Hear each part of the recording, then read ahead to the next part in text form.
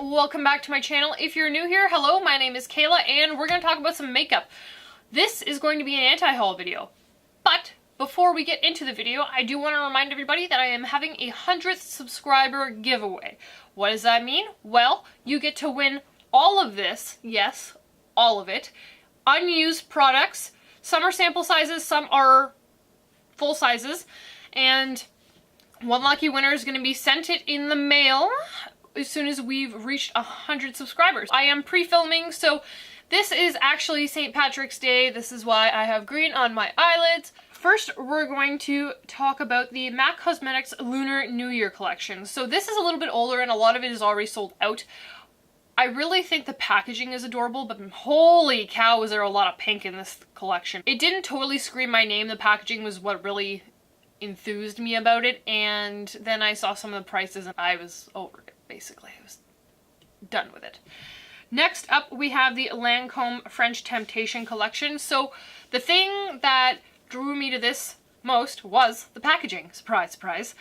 It looked like little macarons or macaroons or however you say the name of that pastry. They're delicious regardless, but the packaging of the blushes, I believe, looked like those little desserts, and that was really adorable. The eyeshadow palette didn't really tickle my funny bone, and I don't need any blush, so bye! Following that is the Pat McGrath, it's not the Mothership palettes, but it's the smaller version. The one that doesn't have certain letters in it. So the Mothership, I don't know how you want to say it. Either way, the one that has 6 pans of eyeshadow. I'm not picking this up, 1, because I still find it pricey, 2, because all the shades that I really liked from the full-size Mothership palettes aren't in there. The extra pops of color, the little bit of ooh kind of eyeshadow just isn't in there for me with these, so I will not be picking those up. And from there, we go into the Urban Decay Back Talk palette. So this is a very neutral palette. I think it could work for a lot of people, but it doesn't appeal to me, mostly because I just picked up within, I think, the last month, that Kristen Leanne collaboration where she's got the Kaleidoscope palette and then she has the Neutrals palette. Well, I picked up both of them and I find that a lot of the neutrals in that palette are in the Back Talk palette. Plus, I do have a lot of neutrals in my collection from the various eyeshadow palettes that I already have. So I will not be picking that up. I don't think it's necessarily a bad palette, I just won't be picking it up. From there, we're going to talk about the Gotha Graphic Wet n Wild collection.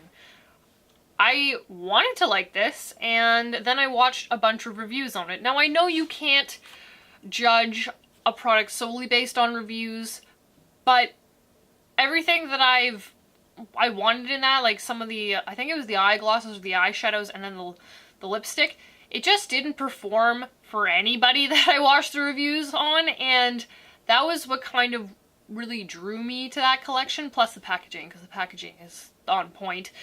But the highlighters, yes, they look really good. Those had pretty decent reviews from everybody, but I have enough highlighters and slow down a little bit on the highlighter, so I won't be picking any of that up. From there, we're going into the Violet Voss Rainbow Eyeshadow Palette. So this I find looks like a lot of the shimmer palettes that have come out in the last little while. It kind of reminds me of the Galaxy palette from Fenty Beauty. Also reminds me of the Urban Decay, was it the metals? The purple packaging. I'll insert a picture right here. But the holiday release, basically, I find it looks very similar and it doesn't appeal to me whatsoever. So I will be passing on that. And last but not least that I figure we would talk about is the Kat Von D Metal Mad Mini Eyeshadow Palette.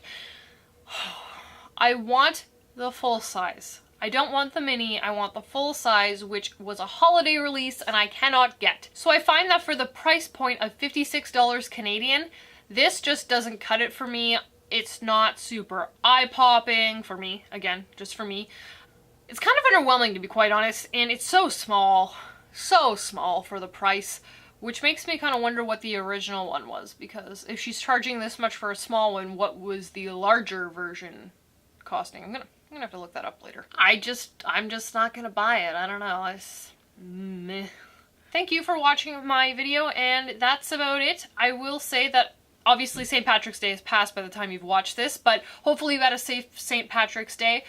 Drinking and driving is not okay. There's always another way. You can call a friend, you can call a taxi. If you have to, stay the night. Like, I mean, there is no reason in this day and age for anybody to have to drink and drive. Especially if you live in a city that has Uber. Uber is super affordable, okay? Like, if you can afford to go out and get hammered, you can afford to get a taxi home. Let's leave it there. But I will see you all next time, and just be safe. Bye, guys.